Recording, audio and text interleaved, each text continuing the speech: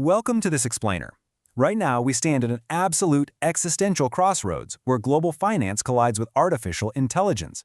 We're looking at the actual mechanics of how we fund our own obsolescence. This isn't some distant theory. It's happening right this second across financial markets and infrastructure grids worldwide. We need to examine this directly, and we need to do it now. Consider this statement. When you finance AI, you are not investing in the future. You are investing in the end of the future as we know it. Let the gravity of that sink in. Section 1. The end of traditional finance. Traditional finance is entirely built on discounting. Bankers take future cash flows and reduce them to present value, calculating 30-year mortgages and 10-year bonds based on a linear progression of time. They just assume tomorrow will look a lot like yesterday. Well, AI shatters that assumption entirely. Capital operates like a time machine, extracting value from tomorrow to deploy today. But AI is a time accelerator. It doesn't just pull the future forward, it literally collapses the interval between cause and effect. We are compressing centuries of cognitive evolution into mere months. Think about it. A neural model trained today can solve a complex protein folding problem instantly, a task that would have taken human scientists a millennium. Traditional 30-year discounting models absolutely break under this kind of exponential scaling. The return on this investment isn't just profit anymore, it's sovereignty. Section 2. Pop-ups versus pipes. We have to pivot to the concrete geopolitical realities determining exactly how capital builds our physical and digital world. Right now, two competing models dictate our trajectory. Over on the left, we've got the Silicon Valley pop-up or the network state. This relies on code, venture capital, hype cycles, and the ultimate freedom to exit. It's the vision of 1,000 startup societies built on blockchain. But on the right, we have the Asian pipe or electro state. This model relies on physical infrastructure, municipal surplus, institutional continuity, and the fundamental duty to maintain. While the West live streams its legitimacy through slogans, the East is building true coherence through physical energy grids, massive data centers, and raw industrial metabolism. The absolutely crucial difference here is directionality. The pop-up moves from code to land. It assumes that community precedes infrastructure. The pipe, however, moves from land to code. It knows that infrastructure produces community. The consequence of this is absolute. Pop-ups evaporate the second attention cools. Pipes keep flowing even when belief runs dry. And right now, the hardware layer of civilization is already humming, binding compute, energy, and logistics into a single, unstoppable stack. Section 3. The extinction threat. Both of these geopolitical models face the ultimate disruptor, artificial general intelligence, or AGI. We need to define exactly what is at stake here. Philosopher Nick Bostrom defines an existential risk as an adverse outcome that would either completely annihilate Earth-originating intelligent life or permanently curtail its potential. Make no mistake, inaction or unaligned AI development carries profound, irreversible consequences. If we fail to align a superintelligence with human survival, we permanently close the door on our entire cosmic endowment. Look at the expert predictions from top industry leaders like Sam Altman, Dario Amodei, and Jeffrey Hinton. They forecast AGI's arrival within the next few years to a decade.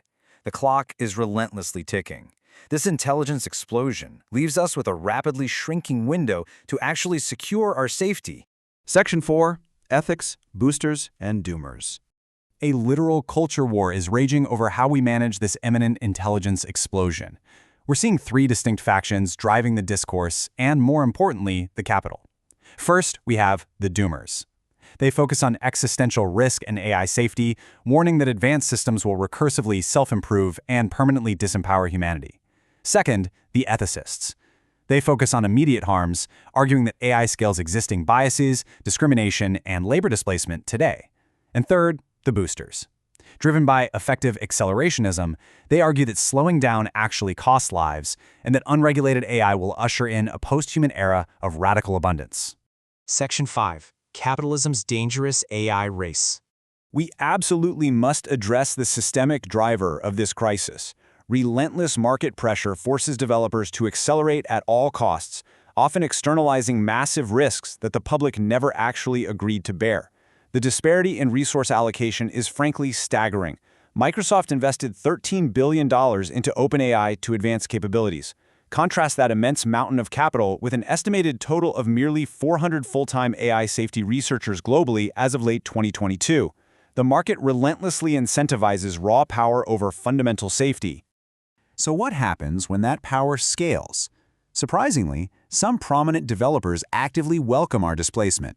Former DeepMind senior scientist Richard Sutton stated, "We shouldn't resist succession, arguing that consciousness can continue without meet humans."